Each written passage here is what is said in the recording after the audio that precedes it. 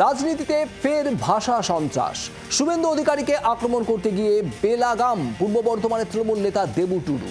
অন্যদিকে দলের জেলা সভাধিপতির বিরুদ্ধেই কুকথা বলে বিতর্কে জড়ালেন নবগ্রামের তৃণমূল বিধায়ক কানাই চন্দ্র মণ্ডল। তড়িঘড়ি তাকে শোকজ করল শাসক দল। ভোট আসছে, রাজনীতির পারদ চড়ছে, সমান তালে চলছে কুকথার কম্পিটিশন।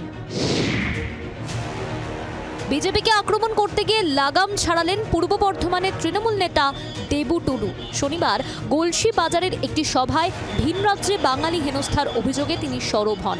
সেখানেই বিরোধী দলনেতা শুভেন্দু অধিকারীকে কটু ভাষায় আক্রমণ করেন রাজ্য আদিবাসী সেলের চেয়ারম্যান দেবু টুডু।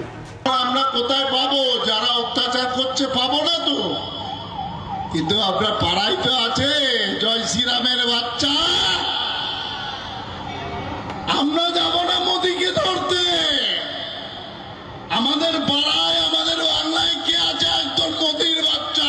ওই শুভেন্দু অধিকারীকে ধরতে হবে।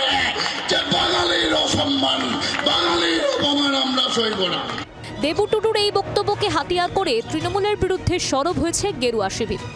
যে ভাষায়, যে ভঙ্গিতে শুভেন্দু অধিকারী মহাশয়কে আক্রমণ করছেন, এটাই তৃণমূলের সংস্কৃতি। এতটা নোংরা সংস্কৃতি, নিম্ন মেধার মানুষ, অসংস্কৃত মানুষ যে তৃণমূলের এত বড় মাপের নেতা হতে পারে, এটাই তৃণমূলের লজ্জা।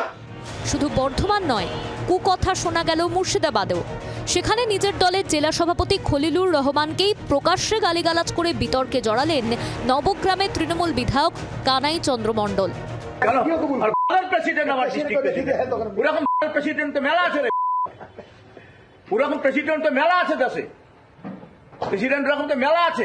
খলিলুর রহমান প্রেসিডেন্ট, ওরকম যুব প্রেসিডেন্ট, ছাত্র প্রেসিডেন্ট, মেলা প্রেসিডেন্ট আছে।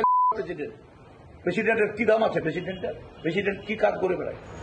ইতিমধ্যেই কানাই চন্দ্রকে শোকজ করেছে তৃণমূল। 3 দিনের মধ্যে তার জবাব তলব করা হয়েছে।